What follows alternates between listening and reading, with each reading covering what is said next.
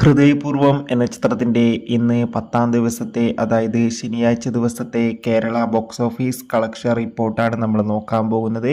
വീഡിയോയിലേക്ക് വരുമ്പോൾ video like ചെയ്യുക, ചാനൽ സബ്സ്ക്രൈബ് ചെയ്യുക. ഈ വരുന്ന സെപ്റ്റംബർ മാസം അങ്ങോട്ട് ധാരാളം ചിത്രങ്ങൾ OTT റിലീസ് ചെയ്യും. നമ്മുടെ ചാനൽ ഭാഗം പരിശോധിച്ചാൽ ആ വീഡിയോയ്ക്ക് നിങ്ങൾക്ക് കാണാൻ വേണ്ടി സാധിക്കുന്നതായിരിക്കും.